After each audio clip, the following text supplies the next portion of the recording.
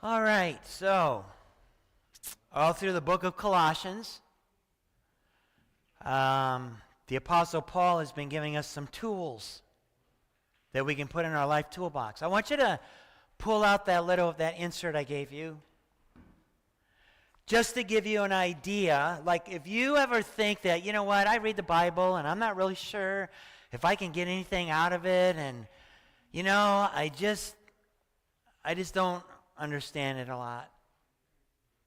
And we're not even halfway through the book of Colossians, and I want you to see the list of life tools that we have been given so far to live this life for Jesus.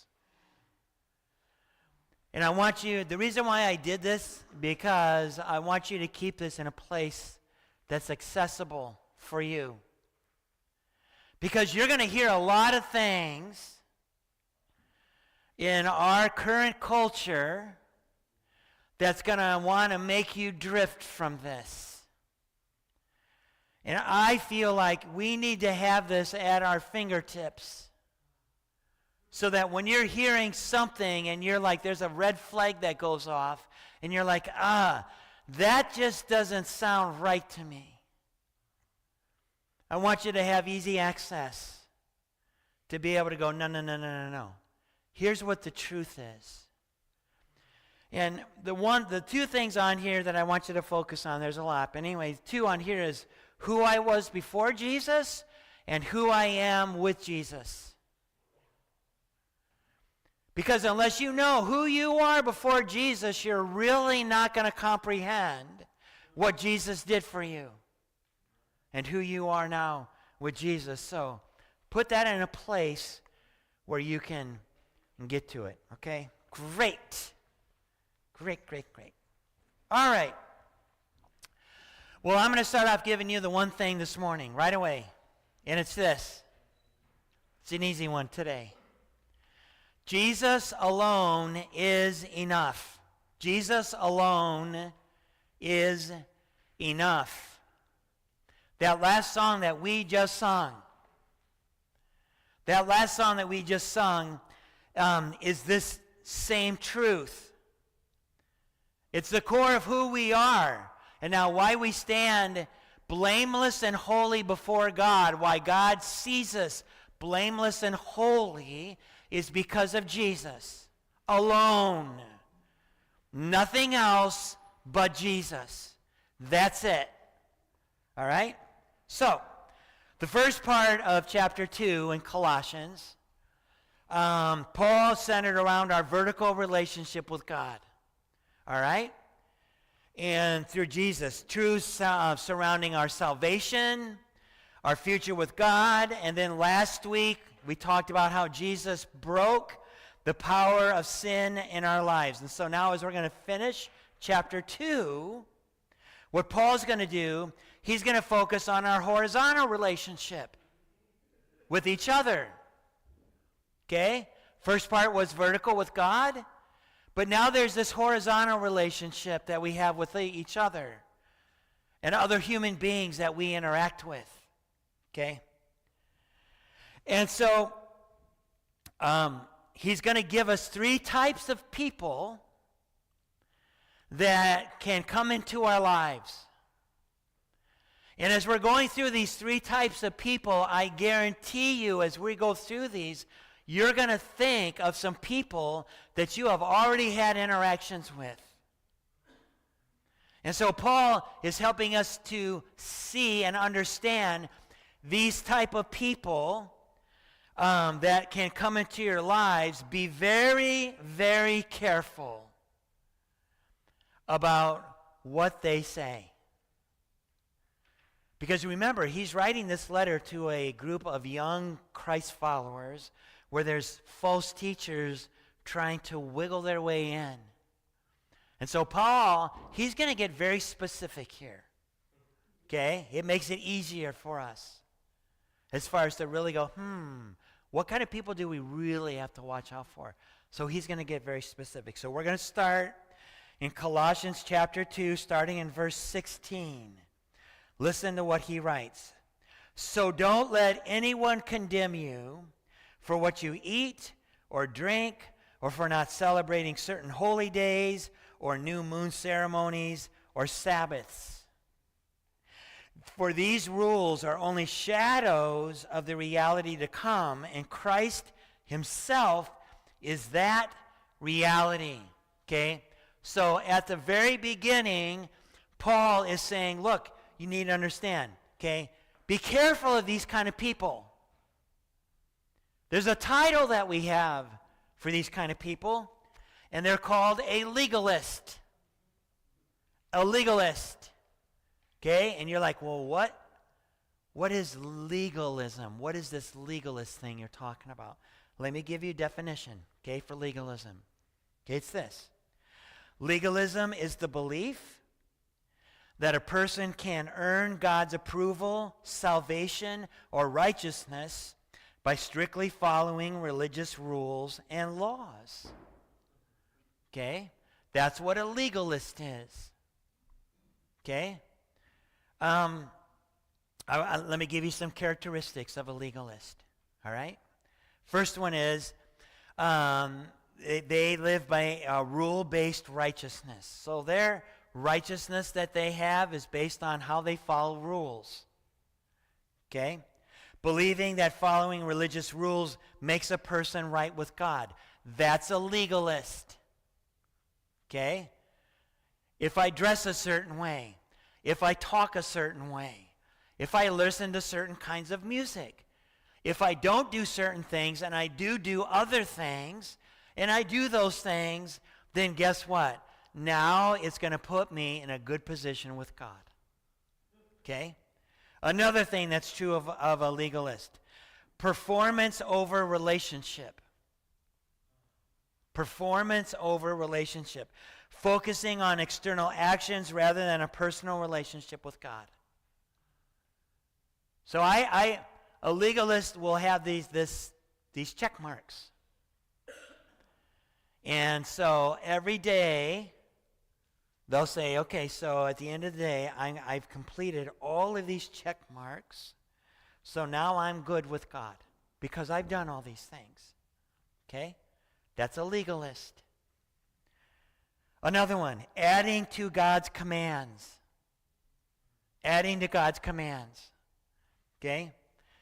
There's these extra rules and traditions as necessary for salvation or spiritual maturity. That's called Jesus plus. That's what that's called. Okay? Now, last one, and then I'm going to tell you a little story here. So judging others. That's another part of being a legalist. Measuring someone's faith by how well they follow certain religious practices. Okay? That's what a legalist does. Okay? So, I remember once, I think I had just gotten into college, and I think I had just become a Christ follower, 1978. I just became a Christ follower, and I didn't like going to church. I just didn't, man. When I was growing up, I just couldn't stand going to church.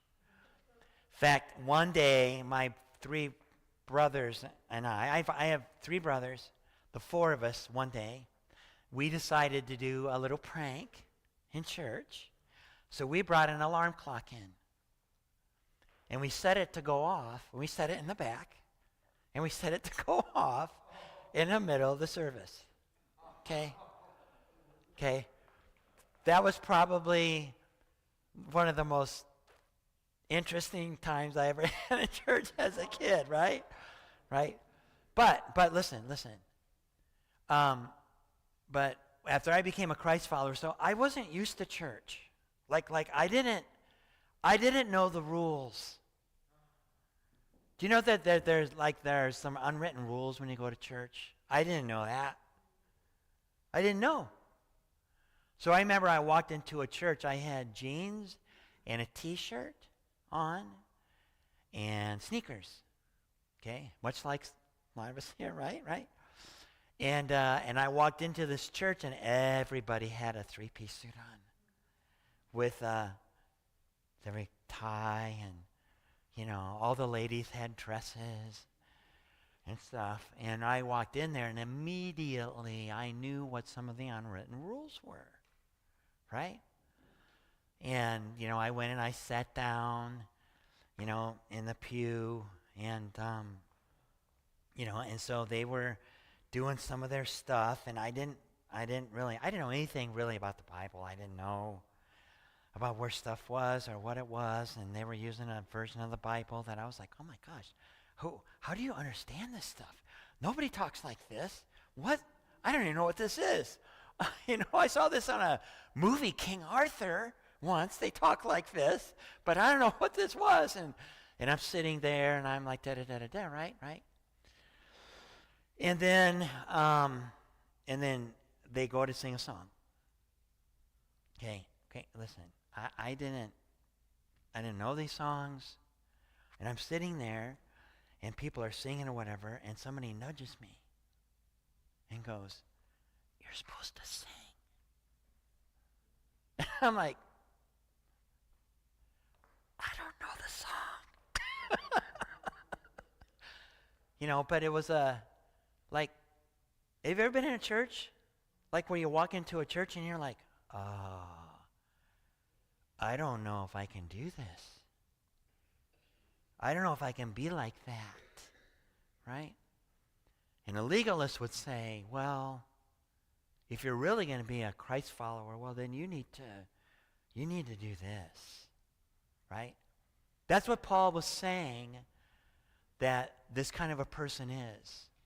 Like they're saying, you need to follow these rules in order for you to be good with God. And the more that you do that, the more you're good with God. And Paul goes, be very careful of a person like this, right? Be very, very careful. Do you know why the Pharisees wanted Jesus dead? Listen, okay. I'm going to give you a little assignment. When you get home today, I want you to read Matthew chapter 23. Matthew chapter 23. This is where Jesus goes off. He goes off on the religious leaders. It's like he came to the point where he had had enough. He was talking to his disciples and this large crowd, and he begins by telling them that, okay, now listen, he begins by telling them like, obey what these Pharisees are telling you about God, but don't follow their example. Yeah, Nate. We live in a fallen world. We do. And so that started the problem with them. They didn't like that, right? These Pharisees are. And then it goes south from there with the Pharisees. And at one point, Jesus tells them how legalistic they are. Listen to what this says in Matthew 23:23. He says this, "What sorrow awaits you, teachers of religious law, and you Pharisees, hypocrites! For you are careful to tithe even the tiniest income from your herb gardens, but you ignore the more important aspects of the law, justice, mercy, and faith. You are all about the rules. You have forgotten about the relationship." And if anybody that has raised kids, you know rules without relationship breeds rebellion. And so, Paul, in a letter that he wrote to the Ephesians, okay, he reminded us that our salvation through Christ is nothing to brag about. Okay, so let me just throw this out here. Is there anybody here that could brag about the fact on why God chose you? Anybody? Is there anybody here that could go, you know what? God chose me because, I am such a good person. I am so generous, and I'm always loving, and I've never done anything wrong, And you know what? God he knew, like, man, you know what, that guy right there. I'm going to choose him because he's so good. Could any of us say that? No. No, absolutely not. Listen to what Paul wrote in Ephesians chapter 2, starting in verse 8. For it is by grace you have been saved through faith. And this is not from yourselves. It is a gift of God, not by works, that no one can boast. Okay? And that is true throughout the whole rest of our life. Okay, this isn't just a salvation thing. This is how we choose to live our life thing. Okay? For by grace we have been saved through faith. Period. Period, right? All right? So get this part. My salvation, okay, my salvation came by grace through faith in Jesus Christ and nothing else. My salvation came by grace through faith in Jesus Christ and nothing else. Why? Because Jesus alone is enough. Jesus alone is enough. All right? Jesus and only Jesus. Okay? All right, so let's move to the next type of person. The first one was a legalist. Now let's go to this next one Paul talks about. Starting in verse 18. Don't let anyone condemn you by insisting on pious self-denial or the worship of angels, saying that they have had visions about these things. Their sinful minds have made them proud. Verse 19. And they are not connected to Christ, the head of the body, for he holds the whole body together with its joints and ligaments, and it grows as God nourishes it. Okay? So I have a title for this type of person. And maybe you've seen somebody like this. This type of person is called the mystical spiritual show-off. The mystical spiritual show-off. Okay? And he said that like these type of people that were wiggling their way in have these three kind of characteristics about them. He said, number one, they have this pious, staunch self-denial. Okay? And they're good at it. Like they're really good at it, at this self-denial stuff. Okay? Like if they decide, well, I'm just not going to do this, they are dogmatic at not doing certain things. Dogmatic at it. The other thing that was interesting on this, he says, yeah, but they also worship angels. There's also this weird angel worship that was going on back then, right? And they weren't, like they were putting Jesus aside and they were elevating angels. Okay? Now you're like, well, I haven't met anybody that actually does that.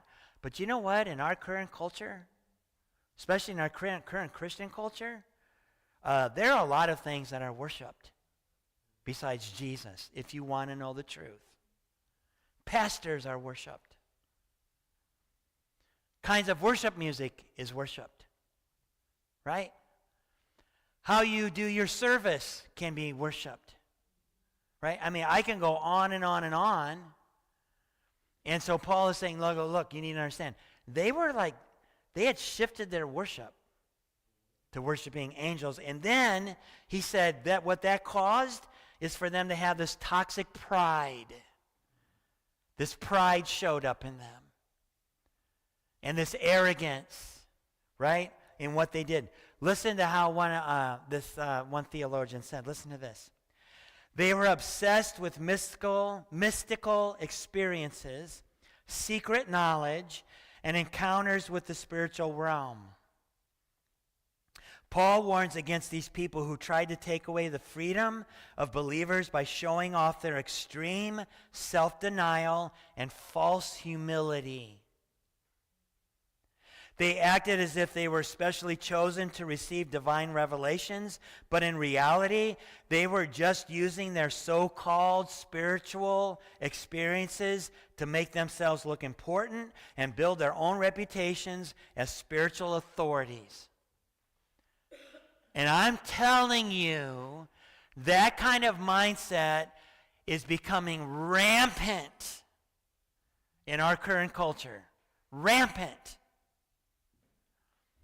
And I feel like so many times somebody, their whole goal is not to follow God's lead, but for them to have a platform. And to gain a platform. And to gain followers. And to create controversy. And I can go on and on and on. That's their goal. That's the type of person that Paul's talking about here. That's what they are. It's a mystical, spiritual show-off. Okay? I'll tell you another little story. This happened like when we first started TNC. I don't know. Maybe we were like 2 years into it or whatever. And this is when we had our service on Saturday night. And so Saturday night, we're here. We're getting ready for the service. Whatever. All of a sudden, this one lady walks into the back. And she's standing in the back here or whatever. I don't know her. I've never seen her before in my whole life. And so, and I'm talking to people. I do that a lot. And so I'm over there, and I start talking to her. And I don't know this lady at all or whatever. And like, I haven't talked to her for like 30 seconds. She goes, well, I just want you to know that I'm a prophetess. I'm like, really? Yes. And I want you to know that I have this awesome discerning spirit. And I want you to know that God has used me to help lots and lots of people. Okay? And at that moment, I had 3,000 red flags go up. Going, uh-oh. and so, and so I'm like, oh, okay, well, welcome. I'm glad you're here. Da-da-da-da-da. And we start the service. And I'm preaching, and I don't remember what I was preaching at. I don't remember what I was preaching about. I don't remember. That was a long time ago. But I do remember she was sitting there, and she was scowling at me. Oh, my gosh, just scowl, right? And then at one point, she was shaking her head like this, whatever. I don't even know what it was, whatever. But, yeah. So that's who Paul's talking about, right? Somebody that is so dogmatic about how God wants to specially use them. Be very careful with people like that. You know that? Because if the truth be known, I don't think God cares that much. What he wants is humility and availability. That's what he wants, right? So, Paul goes so far as to say, this is where this gets scary. He goes so far to say that these kind of people are not connected to Christ. Oh, that's scary. That's scary. And so he's saying, you be very careful. Right? All right. Third person. Okay? We have the legalist. We have the mystical spiritual show-off. Now we're going to look at the third type of person. Here we go. Verse 20. You have died with Christ, and he has set you free from the spiritual powers of this world. So why do you keep on following the rules of the world, such as don't handle, don't taste, don't touch? Such rules are mere human teachings about things that deteriorate as we use them. These rules may seem wise because they require strong devotion, pious self-denial, and severe bodily discipline, but they provide no help in conquering a person's evil desires. Paul always goes to the core. Okay? So I'm going to call this person a self-righteous self-denier. A self-righteous self-denier. Okay? Okay, so now these are the kind of people that create this bubble around them. Okay? They have this bubble so they no longer really relate to the world around them. Okay?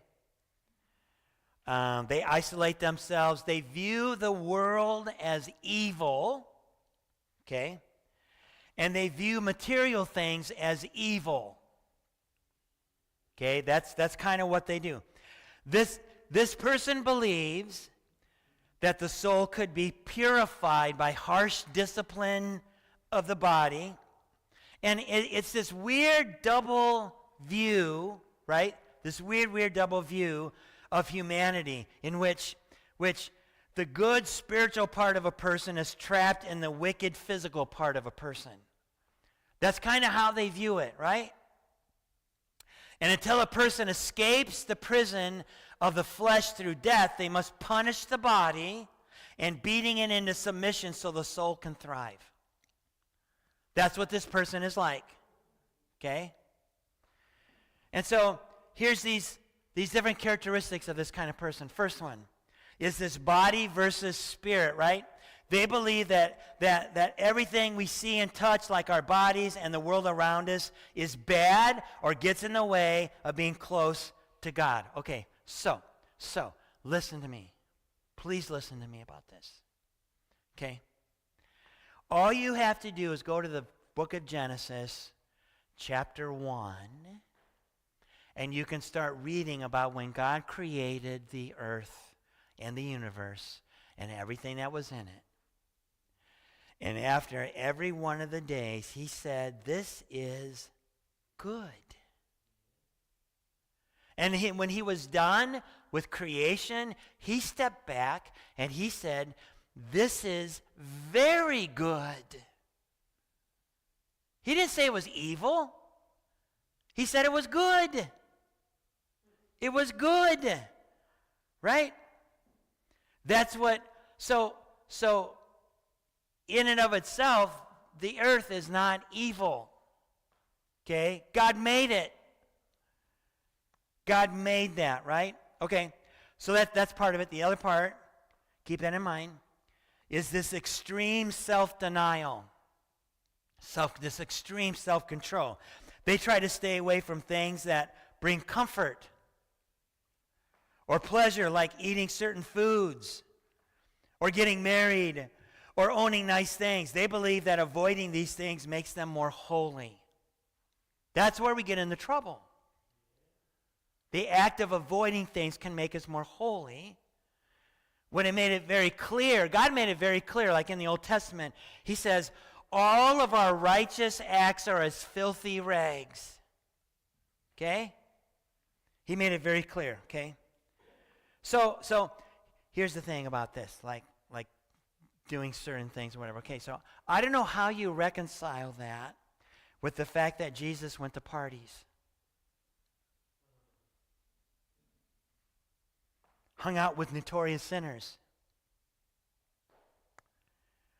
People accused him of being possessed by the devil, of being a drunk and a glutton.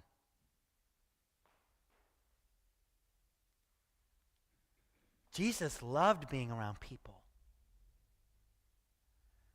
And he loved being part of gatherings. That's just what he did. Right? And then the third thing that they do, staying away from the world. Staying away from the world, okay? They avoid owning many things, having fun, or even spending time with people because they think being in the world could make them less pure or close to God. Okay, so let me clarify this. Okay, Jesus, when he was praying before he got arrested and murdered on a cross, he had this prayer, John chapter 17, and he was praying for us. Okay? And so he was praying through all of these things for us, and in one point he says this. Listen to what he says. John 17, verse 15. He says this. I'm not asking you to take them out of the world, but to keep them safe from the evil one. Jesus said, I'm not asking you to take them out of the world. I'm just asking you to protect them from the evil one. Okay? So here's no secret, okay? God's creation is not evil. Mountains are not evil. Trees are not evil. Lake Erie is not evil. Mosquitoes are, well, maybe. Okay, well, it's out, the debate's out. Okay. Your body is not evil. Okay? It's what we decide to do with his creations and our bodies that get us into trouble. Okay, let's make that very clear at the very beginning here. Okay? In fact, listen to this. God's creation can actually help us lean in towards God. Did you know that? His creation can actually help us lean in towards God. Listen to what Paul wrote. Romans chapter 1, verse 19. Listen to this. They know the truth about God because he has made it obvious to them. For ever since the world was created, people have seen the earth and sky. Through everything God made, they can clearly see his invisible qualities, his eternal power and divine nature. So they have no excuse for not knowing God. You want to get to know God? Get outside for a while. Go look at his creation for a while. If you've ever been to a mountain, if you've ever even been to Lake Erie and you've walked around, if you've ever been around there or whatever, I don't know about you, but it makes me start to lean in towards God because of how amazing it is. You start to learn about the complexity of your own body. And you start to look at all the way down the molecular machines that are in every single cell in our body. And when you start learning about that, you know what that does? It makes you lean in towards God. That's what it does. That's what it does. All right?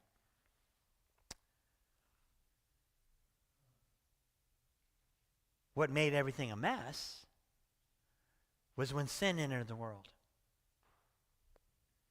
And then decay started to take place. Right? Both in the world and in the human race. Paul says, okay, he says, listen, these three types of people don't fully grasp who Jesus is and what he did. They don't fully grasp it. And what I've been trying to help you do over the last couple months is for you to fully grasp what Jesus did for you.